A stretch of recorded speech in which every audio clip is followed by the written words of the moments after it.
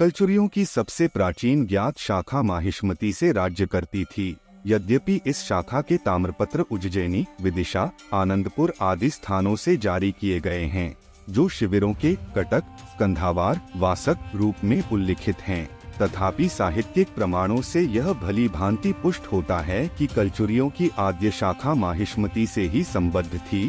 दंडी कवि के दशकुमार चरित के अंतिम उच्छ्वास विश्रुतचरित में विदर्भ राज्य के नष्ट हो जाने पर विधवा रानी तथा राजकुमार द्वारा अपने ही कुटुंब के माहिष्मती के राजा की शरण लेने का उल्लेख प्राप्त होता है।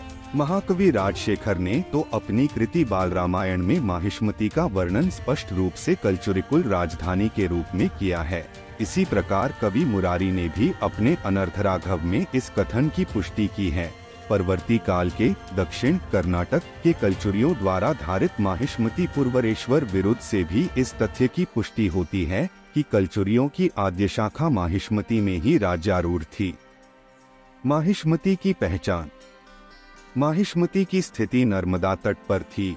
यह पूर्वोल्लिखित साहित्यिक प्रमाणों से स्पष्ट है, किंतु किस वर्तमान स्थान से इसकी पहचान की जाए, यह एक विवाद का विषय है। विद्वानों ने ओंकार मांधाता, महेश्वर तथा मंडला से माहिष्मती की पहचान की है, किंतु अब तक ऐसा कोई ठोस प्रमाण उपलब्ध नहीं हुआ है जो इनमें से किसी स्थान के माहिष्मती होने का निश्चित प्रमाण उपस्थित कर सकता हो। इन तीनों स्थानों को मध्य अथवा उत्तर मध्य काल में माहिष्मती कहा जाना और नर्मदा तट पर इनकी स्थिति, इन दो प्रमुख आधारों पर इनका समीकरण स्थापित किया जाता है, जो विशेष महत्व नहीं रखता। महेश्वर उत्खनन तथा सर्वेक्षण से कुछ तांबे के सिक्के प्राप्त हुए हैं, जिन पर ईसा पूर्व दूसरी शताब्दी की ब्राह्मी लिपि में महिस्ती लेख और कुछ चिन्ह अंकित हैं। इनके आधार पर विद्वानों ने महेश्वर को माहिष्मती से अभिन्न माना, किंतु ये सिक्के उज्जैन में शिप्रा नदी के पात्र से तथा मालवा के ही कुछ अन्य स्थानों से प्राप्त होकर इंदौर के सराफा बाजार में भी उपलब्ध हुए हैं। अतः इनका निश्चित रूप से महेश्वर से ही संबद्ध होना संदिग्ध है। यह भी स्मरण रखना चाहिए कि ओंकार मांधाता महेश्वर से कुछ पूर्व में स्थित है और जल प्रवाह के साथ इन सिक्कों के मांधाता से महेश्वर की ओर बह जाने की संभावना अस्वीकारी नहीं जा सकती। माहिष्मती और महेश्वरपुर के अलग अलग स्थान नामों के रूप में उल्लेख भी इस तथ्य के परिचायक हैं कि माहिष्मती को ओंकार मांधाता से और महेश्वर को महेश्वरपुर से समीकृत किया जाए।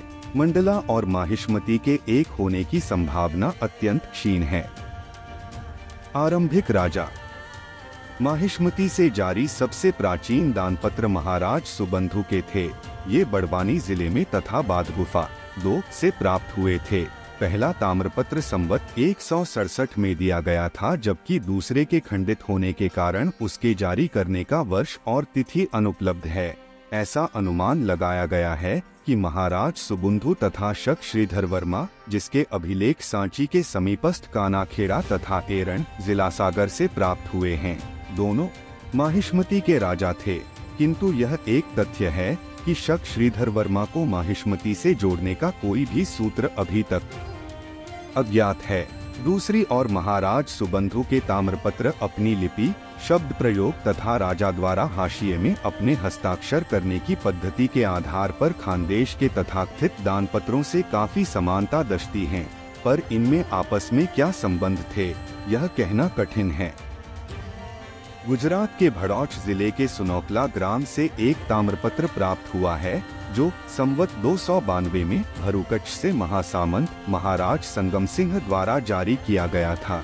इसकी त्रैकूटक दानपत्रों से समानता संकेत देती है कि संगम सिंह त्रैकूटकों का मांडलिक महासामंत था, जिसने कालांतर में स्वयं को स्वतंत्र घोषित कर महाराज के रूप में स्थापित कर लिया होगा। कलचुरी बुद्धराज के दानपत्रों से भी इस ताम्रपत्र की समानताएं महत्वपूर्ण सिद्ध होती है। इस आधार पर कहा जा सकता है कि महाराज सुबुंधु के काल में माहिष्मती सर्वप्रथम राजधानी के रूप में कलचुरी संवत 167 ही के आसपास स्थापित हुई। तत्पश्चात 6वीं शताब्दी के मध्य में त्रैकूटों के मांडलिक महासामंत संगम सिंह ने स्वयं को स्वतंत्र राजा घोषित कर संभवतः एक नए वंश का आरंभ किया। यह वंश बहुत संभव है आद्य कलचुरी वंश था, जिसका नामकरण कलच्छल नामक स्थान के आधार पर किया गया होगा।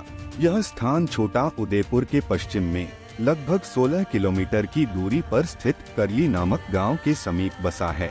यहाँ से एक अपूर्ण ताम्रपत्र प्राप्त हुआ था, जिसे परम भट्टारक के पादानुध्यात ईश्वररा दा ने प्रकाशा धुले जिले की शहादे तहसील में ताप्ती नदी के तट पर स्थित से जारी किया था। संगम सिंह के आद्य कलचुरी वंश के संस्थापक होने का प्रमाण यद्यपि उपलब्ध नहीं है, तथापि तत्कालीन राजनीतिक परिस्थिति ज्ञात ताम्रपत्रों से समानता इस अनुमान की पुष्टि करते हैं। वंश नाम के उल्लेख का न पाया जाना इस बात का द्योतक है कि यह नाम किसी काल में नया अस्तित्व में आया, अतः अनिवार्यतः उल्लिखित नहीं मिलता। इस संदर्भ में शंकरगढ़ का संखेड़ा ताम्रपत्र उल्लेखनीय है, इसमें भी वंश नाम नहीं मिलता, जबकि इसी राजा के आभोण संवत 347 तथा इसके उत्तराधिकारी बुद्धराज के ताम्रपत्रों में वंश नाम अनिवार्य रूप से अंकित मिलता है। इसी भांति कृष्णराज के सिक्कों पर भी वंश नाम की अनुपस्थिति उल्लेखनीय है, क्योंकि कृष्णराज को ही इस आद्य कलचुरी शाखा का पहला राजा माना जाता है। ऐसा प्रतीत होता है कि कलचुरी नाम का आरंभ इस काल में हो तो जरूर गया था, किंतु इसका बहुप्रयोग नहीं हुआ। कलचुरी नाम के अनेक पाठ यथा कलचुरी, करछुली, कटकछुरी, कलतसुरी भी किसी एक नाम की सर्वमान्यता के अभाव को इंगित करते हैं। इसके साथ ही सुबंधु, संगम सिंह तथा प्रथम ज्ञात कलचुरी राजा कृष्णराज में क्या संबंध थे, कहना कठिन है। संभव है सुबंधु और संगम सिंह में कुछ दूर के संबंध रहे हों और संगम सिंह, जो पहले महासामंत थे, कुछ काल के पश्चात महाराज के रूप में स्थापित हो गए। मिराशी ने संगम सिंह को कलचुरी मांडलिक माना है, किंतु कलचुरियों के इस काल के अभिलेख प्राप्त न होने से इस मान्यता को निस्संदेह रूप से स्वीकार नहीं किया जा सकता। प्रथम ज्ञात कलचुरी नरेश कृष्णराज द्वारा स्वयं जारी किया गया कोई ताम्रपत्र या शिलालेख तो अभी तक प्राप्त नहीं हुआ है, किंतु उनके उत्तराधिकारियों के ताम्रपत्रों तथा सिक्कों से उनके संबंध में अत्यल्प किंतु महत्वपूर्ण जानकारी मिलती है। मिराशी एवं कुछ अन्य विद्वानों का अनुमान है कि कृष्णराज को अपने पिता से, जिनका नाम अज्ञात है, उत्तराधिकार में यह राज्य प्राप्त हुआ था, जिसके अंतर्गत मुख्यतः मध्य भारत का अधिकांश भाग सम्मिलित था। बाद में कृष्णराज ने मालवा, गुजरात, कोंकण तथा विदर्भ सहित महाराष्ट्र क्षेत्र के विस्तृत भूभाग पर अपना आधिपत्य स्थापित कर लिया। इस अनुमान का प्रमुख आधार कृष्णराज के वे चांदी के सिक्के हैं, जो इन प्रदेशों से बड़ी संख्या में प्राप्त हुए हैं। चांदी के सिक्कों के अतिरिक्त कृष्णराज के तांबे और सीसे के सिक्के भी मिले हैं, जिनसे तत्कालीन इतिहास के अनेक रोचक पहलुओं पर प्रकाश पड़ता है। ये सिक्के प्रमुखतः बंबई के समीप स्थित धारापुरी एलिफेंटा से मिले हैं, अतः इनसे इन गुफाओं के निर्माण काल को निश्चित करने में भी सहायता मिली है। कृष्णराज को उनके उत्तराधिकारियों के लेखों में जन्म से ही पशुपति का भक्त, कुल समृद्धि और कीर्ति का विस्तारक, सब दोषों से मुक्त, राज्य के सभी अंगों सप्तांगों जिनमें राजा, अमात्य, मित्र, कोष, भूमि, अरण्य तथा सेना का समावेश होता है, का स्वामी, सही मार्ग से राजसी शक्तियों, इनमें प्रभु शक्ति, उत्साह शक्ति तथा मंत्र शक्ति की गणना होती है, का प्राप्तकर्ता और सफल व्यक्ति कहा गया है। इससे स्पष्ट होता है कि कृष्णराज ने अपनी शक्ति और सामर्थ्य से एक शक्तिशाली राज्य की स्थापना की थी और निरापद शासन किया। एक अन्य उल्लेख से ज्ञात होता है कि कृष्णराज ने कुछ मांडलिक राजाओं का नेतृत्व कर एक विजय यात्रा आयोजित करके कई प्रदेश जीत लिए थे। उसने शस्त्र संचालन केवल आपदाग्रस्तों के संरक्षण, युद्ध केवल उदंड शत्रुओं के दमन और अध्ययन तथा धनार्जन क्रमशः विनय और धर्मदाय तथा पुण्य संचय एवं पूर्ण निर्वाण प्राप्ति हेतु किया था। कृष्णराज के राज्यकाल की अवधि के विषय में मिराशी का अनुमान है कि उन्होंने ईस्वी 550 से 575 तक शासन किया था। संगम सिंह को, जिनका कलचुरी संवत 192 से 541 का सुनौखला ताम्रपत्र प्राप्त हुआ था, उन्होंने कृष्णराज का मांडलिक माना है। इस आधार पर कृष्णराज के शासन काल का आरंभ 1 दशक पूर्व माना जाना चाहिए। कृष्णराज के चांदी के सिक्के अर्घद्रम्यमान के तथा त्रैकुटकों के सिक्कों के अनुकरण पर बने हैं। इनका मूल हिंदू यूनानी द्रख्मा परंपरा में है। इनके एक ओर राजा का शीर्ष तथा दूसरी ओर वर्तुलाकार लेख तत्कालीन 29 ब्राह्मी लिपि में खुदा हुआ है। मध्य में बाईं ओर को मुंह किए बैठा हुआ नंदी उत्कीर्ण है। वर्तुलाकार लेख पर माहेश्वर माता पितृपादानुध्यात श्री कृष्ण राजय का कुछ विकृत वास्तविक मात्रारहित रूप प्रस्तुत करता है। ये सिक्के कृष्णराज के काल में ही नहीं अपितु परवर्ती काल में भी दीर्घ समय तक चलन में रहे। नासिक के समीपस्थ अंजनेरी से प्राप्त भोग शक्ति के संवत 461-709-11 ईस्वी के ताम्रपत्र प्रथम संच में इन सिक्कों को कृष्णराज रूपक नाम से उल्लिखित किया गया है।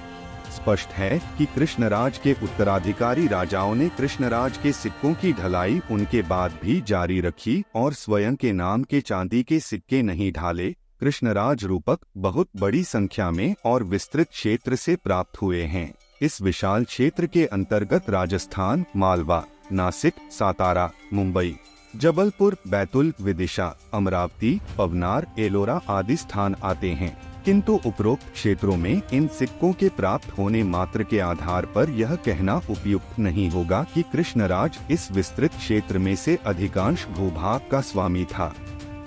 कृष्णराज के तांबे के सिक्के विदर्भ तथा धारापुरी, एलिफेंटा की गुफाओं के समीपस्थ बंदरगाह से प्राप्त हुए हैं। इनके एक और एक ज्यामितीय आकार की वस्तु और लेख श्री कृष्णराज तथा दूसरी ओर एक आसनस्थ नंदी का अंकन है। कुछ सीसे के सिक्के भी एलिफेंटा से प्राप्त हुए हैं जो तांबे के सिक्कों के ही समान हैं। ये सिक्के नित्य प्रति की आवश्यक वस्तुओं के विनिमय के लिए थे और एलिफेंटा गुफाओं के निर्माण कार्य में लगे मजदूरों को मजदूरी का भुगतान करने के उद्देश्य से ढाले गए प्रतीत होते हैं। इस दृष्टि से इन सिक्कों का महत्व बढ़ जाता है।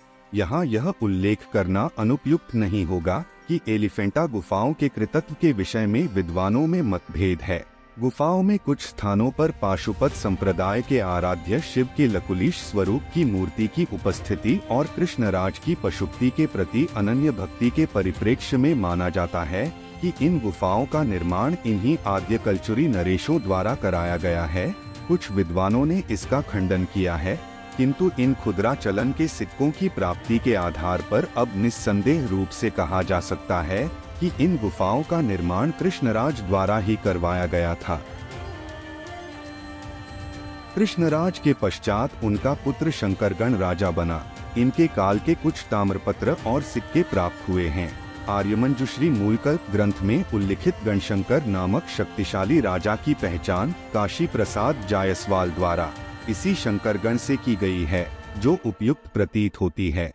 शंकरगण के ताम्रपत्रों में उसे पूर्व और पश्चिम के समुद्रों के मध्य के संपूर्ण भूभाग तथा कुछ अन्य स्थानों का स्वामी कहा गया है। उसके अप्रतिहत रथचक्र का भ्रमण, चारों समुद्रों के जल का आस्वाद करने वाली उसकी कीर्ति, कुबेर, वरुण, इंद्र और यम के तुल्य उसका पराक्रम, अपने बाहुबल से शक्तिशाली नरेशों के राजकोषों पर अधिकार कर लेने वाले तथा पड़ोसी नरेशों का दमन कर उन्हें अपने अधीन करने वाले महाराज जैसे स्तुति पर उल्लेख उसके अभिलेखों में अंकित हैं। उसने विपन्नों, दृष्टिहीनों तथा पीड़ितों को पर्याप्त धन भी दान में दिया था। शंकरगण के सभी ताम्रपत्र विभिन्न विजयस्कंधावारों से जारी किए गए हैं, जिनसे स्पष्ट है कि उसके राज्यकाल का एक बड़ा भाग अपने साम्राज्य की जड़ों को सुदृढ़ करने तथा उसके विस्तार में बीता। कलचुरी साम्राज्य की स्थापना में शंकरगण का महत्वपूर्ण योगदान था। उसके शासन काल में मध्य गुजरात के निर्गुण पद्रक विजयटक से उसके द्वारा जारी किए गए संखेड़ा ताम्रपत्र से ज्ञात होता है कि कई युद्धों में विजयी होकर उसने बहुत यश अर्जित किया था। प्रस्तुत दानपत्र की प्राप्ति तथा उसमें वर्णित तथ्यों से यह सिद्ध होता है कि गुजरात प्रदेश के एक बड़े भाग पर शंकरगण का अधिकार हो गया था। इसका राज्यकाल 600 ईस्वी तक माना जाता है। शंकरगण के पश्चात उसका पुत्र बुद्धराज राज्य का उत्तराधिकारी हुआ। बुद्धराज को बादामी के चालुक्य राज मंगलेश के हाथों बुरी तरह पराजित होना पड़ा। इस पराजय का उल्लेख कई चालुक्य अभिलेखों में मिलता है।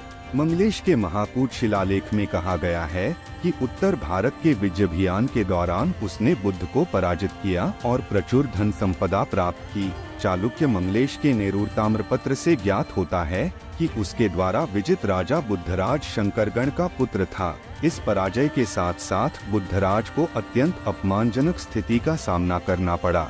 रेवती द्वीप पूर्वी समुद्र तट पर स्थित आधुनिक रेडी के चालुक्य मांडलिक स्वामिराज को बुद्धराज द्वारा विद्रोह कर देने के लिए उकसाने में सफलता तो मिली, किंतु मंगलेश ने उसे भी पराजित कर मौत के घाट उतार दिया।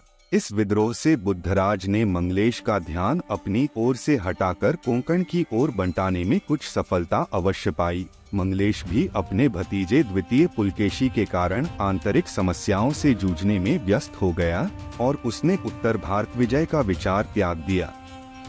मंगलेश के हाथों ईस्वी 601 के लगभग हुई इस हार के पश्चात बुद्धराज ने पुनः अपने पाव जमाने के प्रयास आरंभ कर दिए।